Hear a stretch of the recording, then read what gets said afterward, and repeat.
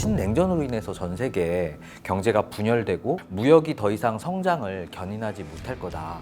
우리는 무역을 놓을 수 없어요. 반토막이 난다고 봐야 돼요. 반토막도 안 될 거라고 저는 봐요. 자, 그러면 어떻게 해야 되느냐? 끄는 거라고 봅니다.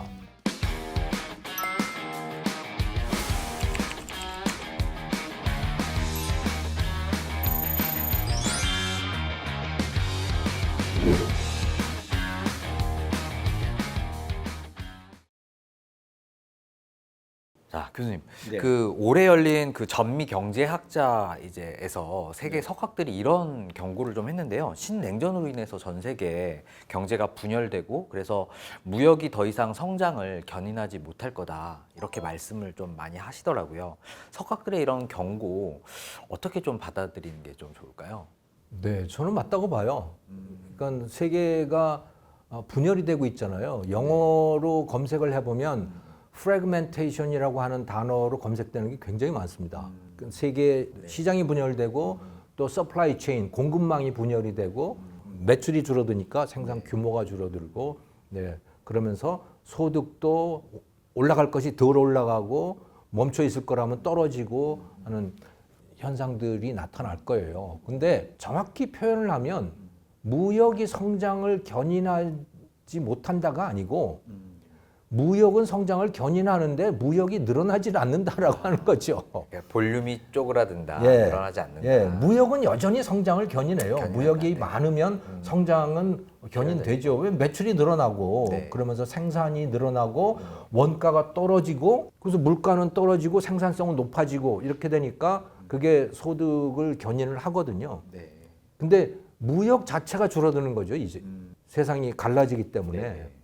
그럼 우리나라 같은 이렇게 무역 의존도가 높은 한국 같은 네. 경우에는 어떤 전략을 좀 취하는 게 좋을까요? 우리는 무역을 놓을 수 없어요.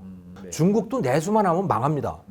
하지만 완전히 폭망하는 수준은 아닌데 우리는 내수만 하게 되면 정말 절반, 반토막이 난다고 봐야 돼요. 반토막도 안 될 거라고 저는 봐요. 네. 우리가 70억 인구를 상대로 판매를 하다가 네, 네. 5천만을 상대로 판매를 한다고 생각을 해보면 이게 뭐 말이 안 되잖아요. 그렇죠. 네. 그러니까 우리는 무역을 할 수밖에 없어요. 그런데 무역을 할 수 없는 상황이 된 거예요. 네. 자, 그러면 어떻게 해야 되느냐? 국민 한 사람 한 사람의 태도를 바꾸는 거라고 봅니다. 이게 무슨 얘기인데 네. 지금까지 우리나라가 수출로 먹고 살았잖아요. 네. 그런데 신기하게도요, 회사 다니는 사람 한 사람 한 사람을 놓고 보면 글로벌 비즈니스를 한다고 스스로 생각하는 사람은 없어요. 다 우리나라 회사를 다니는 거지. 네. 자기가 글로벌 비즈니스를 한다고 생각하는 사람은 없단 말이에요. 그런데 우리나라는 글로벌 비즈니스로 먹고 살잖아요. 네. 이게 뭐지? 지금의 글로벌 비즈니스는 누가 하냐면 위에 몇 안 되는 경영진이 하고 있는 것이고 또 영업부서들이 하고 있는 거예요. 판매부서들 이런 데서 하고 있는 거고 그중에 상당수는 외국인들입니다. 외국인들이 한국 물건을 파는 거예요. 네. 그렇게 해서 우리가 글로벌 비즈니스를 하는 거예요. 한국 사람 스스로는 근데 내가 글로벌 비즈니스를 하는 건가? 실제로는 다 하고 있으면서. 네. 자, 제가 말씀드리는 거는 이제 그런 시대가 끝나야 된다는 그런 방법으로 하면 그 시장은 다 쪼그라들었어요, 이제. 네. 쪼그라들 수밖에 없어요. 새로운 시장을 만들어내야 돼요. 그게 뭐냐? 한 사람 한 사람이 다 직접 글로벌 시장으로 가는 거죠. 그게 가능한 나라가 네. 스위스고 이스라엘이에요. 스위스, 이스라엘 조금 더 한번 여쭤보고 싶은데 어떤 부분에서 제가 스위스의 네. 중소기업 연합회라고 하는 데에 수석 이코노미스트라고 하는 그분을 알아서 스위스를 방문을 하면서 거기에 그 사람들하고 얘기를 할 기회가 있었어요. 네. 당신들은 어떻게 비즈니스를 하냐? 뭐 여러 가지 이야기를 하는데 제가 굉장히 인상적이었던 것은 중소기업이든 대기업이든 구분이 없대요. 그냥 다 비즈니스를 하는 건데 그냥 고객이 국내에 있으면 국내 비즈니스고 외국에 있으면 글로벌 비즈니스고 그런 거지 뭐 대기업은 글로벌을 하고 중소기업은 뭐 도메스틱을 하고 이런 게 아니라는 거예요. 네. 그냥 세계가 그냥 자기들 시장인 거예요. 일단 마인드부터. 예, 마인드부터 네네. 기본적으로 그런 거죠. 그런데 그게 똑같은 마인드인 게 이스라엘 사람들인 거죠. 이스라엘 사람들이 1980년대, 70년대부터 실리콘밸리라고 하는 데를 진출하잖아요. 그러니까 이스라엘 시장이 너무 작으니까. 네. 그 실리콘밸리에 들어가서 그 사람들이 실리콘밸리를 만들면서 또 이스라엘의 벤처 기업들을 만들고 하면서 그야말로 글로벌 비즈니스의 생태계를 만든 거예요, 그 사람들이. 네. 그러니까 사막밖에 없는 나라가 전 세계를 대상으로 비즈니스를 하는 거죠. 그 한국도 그게 가능한가? 가능했으면 좋겠네요. 가능해야 해요. 그리고 분위기가 굉장히 좋습니다. 네. 우리만 안 좋아요. 한국인들만 잘 몰라 그거를. 근데 외국은 다 한국을 받아들일 준비가 다 돼 있어요. 네. 한국에 대해서 정말 관심이 많고 한국 드라마 한국말로 해도 그거 자막 따라주시기들이 보고 K-문화 뭐 K-팝, 네. K-드라마, K-무비, K-팝, 오징어 게임 같은 그런 드라마가 그게 그렇게 인기일 일입니까? 그런데 그렇다는 거 아니에요. 네. 그러니까 받아들일 준비가 다 돼 있어요. 그래서 한국 사람이 예를 들어 유튜브 같으면 영어로 만들자 이제. 이제 그렇게 가야 해요. 네. 그렇게 될 수 있는 여건이 다 갖춰져 있다. 다만 우리만 바뀌면 돼. 우리만 바뀌면 돼요. 언어 장벽도 좀 있는 것 같아요. 언어 장벽이 저는 있다고 보지 않아요. 그런가요? 마음의 장벽이 있어요. 마음의 장벽이 더 크다. 예. 마음만 먹으면 된다. 예. 너무 두려워하는 거죠, 그거를. 네. 예를 들어 LG 뭐 삼성 이런 데서 외국인들 임원으로 채용하고 뭐 다 그러잖아요. 네네. 그거 다 실패했어요. 아니 LG나 삼성전자 같은 데 들어갈 정도면 영어 정말 잘하는 한국인들이에요. 네네. 하려면 얼마든지 할 수 있어요. 불편한 거지. 그냥 옛날에는 그래도 됐어요. 이제는 그러면 안 돼요. 왜냐하면 시장 자체가 사라지는데 새로운 시장을 만들어야 되는데 어디 가서 그 시장을 만드느냐. 각자가 나가서 만들 수밖에 없고 네. 그러다 보면 거기에 저는 어마어마한 기회가 있을 거라고 봅니다. 네. 무엇이 나타날지 몰라요, 거기에. 네. 결국 시장을 개척해야 되는 게 이제 우리의 사명이 되겠네요. 시장을 새로 만들어야 되는 거죠. 존재하지 않는 시장을 만들어야 해요. 저는 얼마든지 가능하다. 오징어 게임이 존재하지 않는 시장을 만들었잖아요. 네. 또 좀 다른 걸 좀 여쭤보고 싶은데요. 이제 지금 현재 중국이 주도하고 있는 브릭스의 경제가 좀 성장하면 할수록 미국의 달러 패권이 이제 위협받는다라는 이런 의견도 좀 있더라고요. 네. 그래서 혹시 이런 브릭스와 달러 패권과의 이런 관계 어떻게 좀 전망하시고 세계 경제에 어떤 영향을 미칠지 좀 어떻게 생각하실까요? 달러 패권 말씀을 하셨는데 네. 달러라면 아주 지긋지긋하게 생각하는 사람들이 정말 많습니다. 전 네. 세계에. 전 세계. 네, 뭐 대표적인 게 러시아죠. 러시아가 무슨 일을 당했냐면 우크라이나를 침략하자마자 그 다음 날 3천억 달러를 다 동결을 시켜버렸잖아요. 네, 그게 국채를, 네. 예, 그게 그 나라 외환보유고예요. 외환보유고라고 하는 건 대부분 다 외국은행에다가 예치를 해요. 그건 비상금이기 때문에 네. 뭔가 문제가 생길까봐 다 외국에다가 분산 예치를 한단 말이에요. 네. 그런데 미국도 그렇지, 뭐 그 프랑스도 그렇지, 독일도 그렇지, 그거를 다 동결을 시켜버린 거예요. 네. 그거를 주도했던 건 당연히 미국인 거죠. 그리고 그게 달러 파워인 거죠. 네. 그러니까 이걸 보고 나서 브릭스 국가들이 야, 이거 달러 가지고 있다가 큰일 나겠네? 그렇게 생각했어요. 유로 갖고 있다가 큰일 나겠네? 이런 생각이 당연히 들잖아요. 네. 그래서 거기서 빠져나오고 싶어 해요. 그런데 경제의 규모로 놓고 보면 이 미국이나 유럽 국가들의 성장률은 많아야 2%, 1%. 이런데 이 브릭스 국가들은 어떻습니까? 4%, 5%, 6%, 뭐 높은 데는 9%도 되잖아요. 뭐 중진국들이니까 충분히 그럴 수 있죠. 성장률이 이렇게 차이가 나기 때문에 당연히 그들의 경제 규모는 매우 빠른 속도로 늘어나게 돼 있는 거고 이 정도로 경제력이 커지면 달러를 대체할 수도 있는 거 아니야? 그들의 돈이 충분히 예상할 수 있는 일입니다. 그냥 이론적으로 보면. 네. 그런데 안 돼요. 왜죠? 작년에 남아프리카 공화국의 요하네스버그에서 브릭스 정상회담이 있었잖아요. 네. 그 정상회담 전까지는 브릭스 단일 통화 이야기가 많았어요. 네. 정작 정상회담 할 때는 거기에 대한 이런 방구도 없었고 거기에 대한 무슨 뭐 임시위원회 이런 것조차도 열리지 않았어요. 왜냐 안 된다는 걸 알게 됐거든. 그래도 달러다 뭐 이런 네. 말인가요? 왜냐하면 유로를 보시면 알아요. 네. 유로가 단일 통화잖아요. 네네. 달러를 대체하기 위한 단일 통화입니다. 네. 그래서 그걸 만들었어요. 네. 만들고 나니까 어떻게 됐느냐? 각 나라의 돈이 다 없어졌죠. 네. 나라들마다 통화 정책을 펼칠 수가 없어요. 개별. 금리를 올릴 수도 없고 내릴 수도 없고 뭐 아무것도 할 수가 없는 거예요. 그래서 그때 뭐 유럽 재정위기 나오면서 피그스 국가가 예. 굉장히 위험했었죠. 그렇죠. 근데 통화 정책을 또 쓸 수가 없으니까. 그렇죠. 그리스 같은 나라는 그 빚이 많고 그러면 이제 그 조달 금리가 올라가잖아요. 네. 그러면 이 문제를 해결하기 위해서 어떤 식으로든 재정 통화 정책을 쓸 수가 있어요. 네. 자기 돈이 있으면. 네. 근데 그걸 전혀 할 수가 없는. 그러면 단일 통화를 하려면 네. 어떻게 해야 되느냐?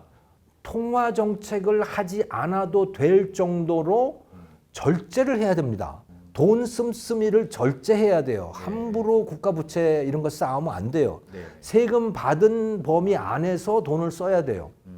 근데 그러기는 싫잖아요. 네. 그렇죠. 그러기는 싫은 거예요. 그렇게 안 하면 근데 망하는 거예요. 그 단일 통화라고 하는 것은. 그러니까 그거를 저는 깨닫게 됐다고 봐요. 네. 그리고선 그 이후에 아예 단일 통화 얘기는 아예 없는 아예 걸로 없는 거고. 됐군요. 그러니까 많은 경우에 그런 시도들이 굉장히 많았는데 그게 달러보다도 못한 거예요. 하고 나면. 네. 아쉬워도 그냥 아쉬워도 그나마 달러인 거죠. 그래서 달러 패권 붕괴 이야기가 60년대부터 계속 있어 왔습니다. 네. 그리고 아주 정말 심각하게 그것을 받아들였던 거는 1971년 미국이 금태환 정지라고 하는 걸 선언을 하거든요. 그게 뭐냐면 그 이전까지는 근본위제였어요. 네. 그래서 35달러를 가지고 오면 그러면 미국의 연준이 금 1온스를 내줄게 이런 제도를 하고 있었어요. 네. 그러니까 금하고 달러가 교환이 되는 시스템이었죠. 그런데 미국이 60년대에 돈을 마구 찍어내기 시작한 거예요. 월남전 그런 거 하면. 그러면 당연히 누가 봐도 쟤네들이 저거 금으로 바꿔줄 수 있어? 저렇게 많은 돈을? 의심이 되는 거고 그러면서 금을 찾아가기 시작한 거고 네. 금 보유량이 확 떨어진 거고 그러다가 보니까 못 바꿔주겠네. 그래서 1971년에 닉슨 대통령이 금태환 정지를 일방적으로 선언을 하게 된 거죠. 네. 그러면서 이제 달러 끝났구나 네. 하고 누구나 다 생각을 했죠. 근데 그때부터 이제 달러의 위상이 예, 그때부터 조금 지나니까 이제 5일 달러라고 하는 게 만들어져 가지고 또 다시 달러의 세상이 됐죠. 네.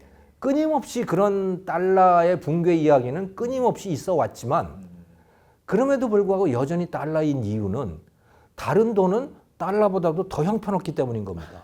상대적으로 그래도 가장 안전자산이다. 예, 그나마 달러가 제일 낫다는 거죠. 네. 지금 현재 뭐 전쟁 얘기를 또 안 여쭤볼 수 없을 것 같은데요. 러시아 우크라이나 전쟁이 계속 2년째 지속이 되고 있고 지금 또 이스라엘 하마스 전쟁도 이제는 더 확전 가능성까지 제기되고 있는 상황이더라고요. 네.